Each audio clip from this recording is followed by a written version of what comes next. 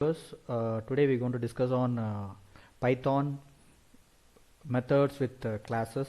So in this video I plan to explain about how to call the method with use of creating an object, and further I plan to explain about how to pass parameters, how to call the parameterized method in Python, and further I plan to explain about the method overloading in Python, and then I plan to explain about method overriding also.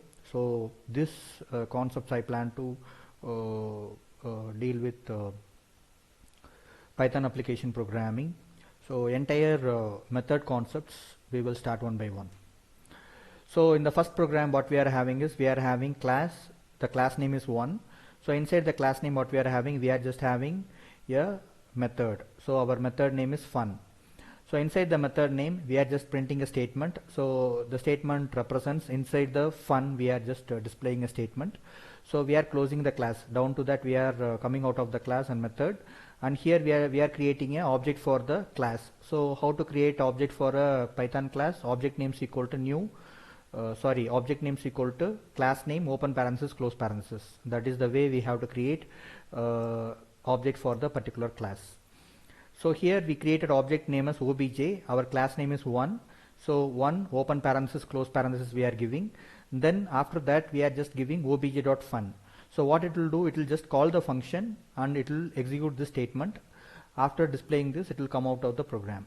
So here what you have to understand, how to create the function inside the class and how to make the statement, whatever the statement you want to create inside the function, that you can give. Here I made a print statement. If you want to write a big code, that you can make it.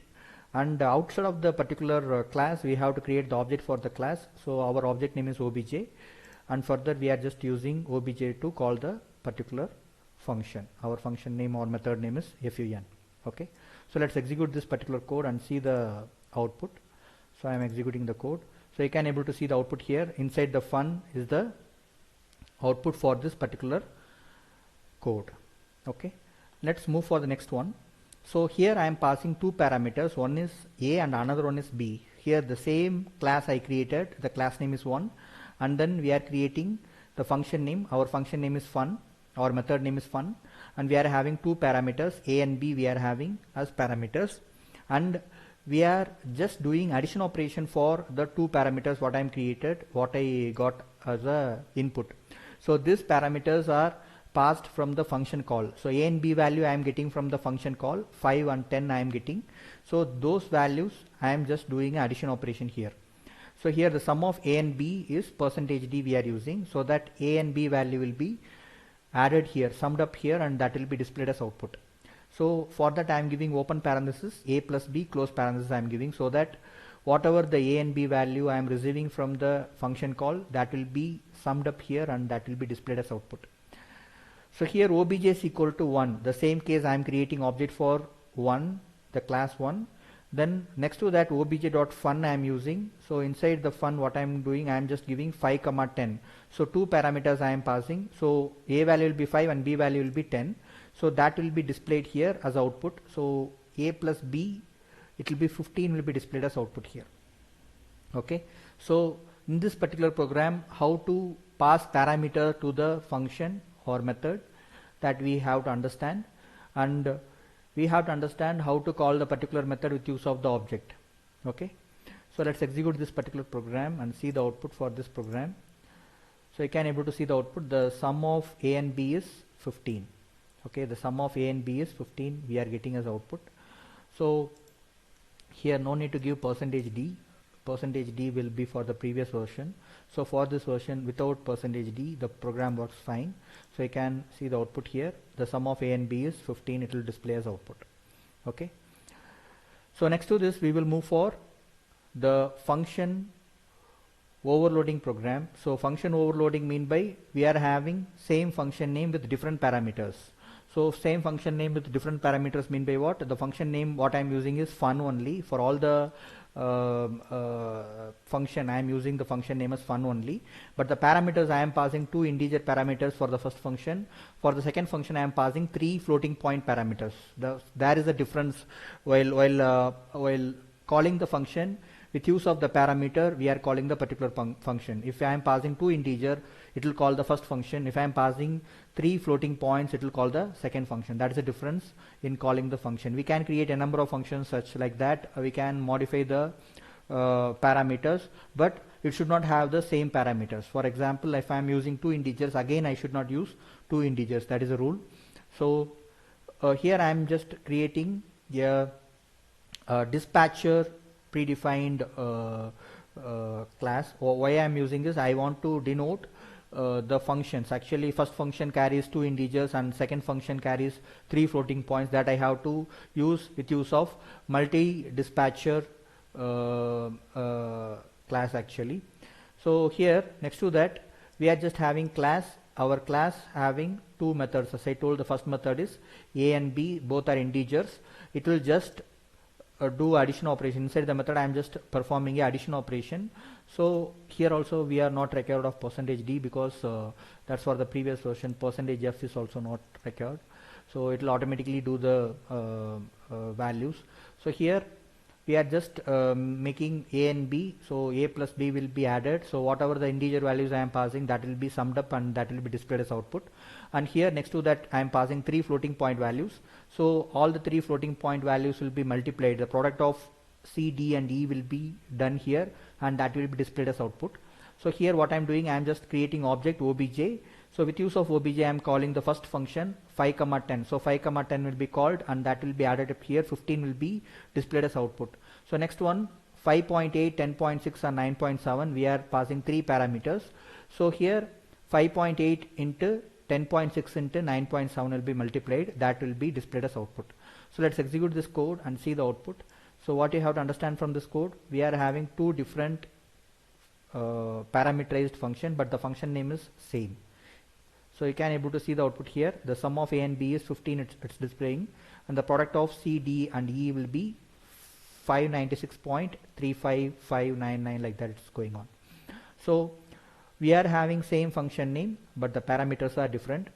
First we are passing 2 parameters 5, 10, so that it's just performing addition operation. Next we are passing 3 parameters, all 3 are floating point parameters, so that will call the second function and displays the product of 3 floating points. That's what we are seeing in the output. Okay, so I hope you understood the method overloading program in Python. Let's move for method overriding. So method overriding will come under polymorphism concept. Polymorphism mean by with use of the single method name we can able to perform different activities. For example, in the base class the same method will do different activity. In the derived class it will do different activities. So I will explain the base class and derived class concept when we are moving for inheritance. So next video I will put on inheritance concept. As of now we have to understand the base class properties can be inherited by the derived class or subclass or child class. So what and all the variables you are having in the base class, methods you are having in the base class, that can be accessed by the derived class. Okay, so in Python how we can access the base class and derived class. So class 1 is our base class and 2 is our derived class. So how we are accessing the base class 1? By giving open parenthesis, base class name, close parenthesis. So this part will be differ to program. So in Java we are using extends keyword and in C++ we are using double colon. So but in Python we are just using open parenthesis, base class name, close parenthesis, colon. This is the way we are inheriting the base class and derived class in using Python. Okay, so now let's see which particular function we are overriding. So fun is the method name that we going to override. Fun we are having in base class also fun as well as derived class also fun, but both are having same parameters. So in method overloading we are having different parameters, but in method overriding same function name with same parameters. Okay, so with use of first function name what we are doing, we are performing addition of 2 numbers.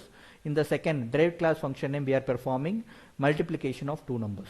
Okay, so this is what we are doing in the class base class and the derived class. Okay, so base class the same function is doing different work.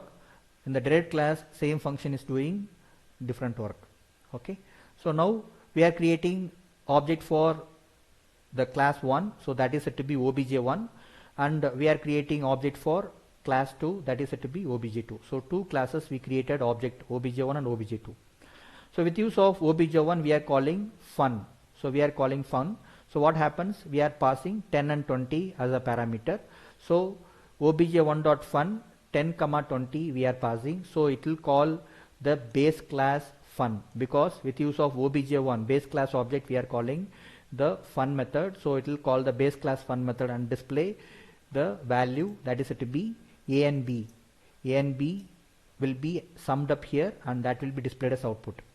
The same case obj2.fun we are calling with 100 and 200. So that will call the derived class fun method and it will perform product of a and b. Okay, so let's execute this particular program and see the output, what we are getting as output. So I am executing the code. So I can able to see the output. The sum of a and b is 30. So we pass 10 and 20, that will be go to the base class, and there we are having fun. So there it will be summed up a and b value, so that we are getting 30 as output.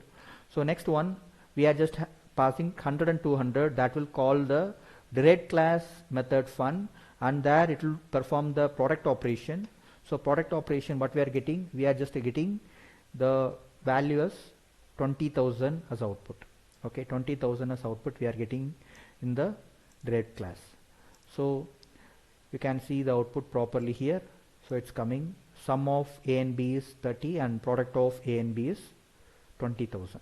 Okay, so you can try these programs, you can pass and you can execute in your own laptop or in your PC by installing Spider environment.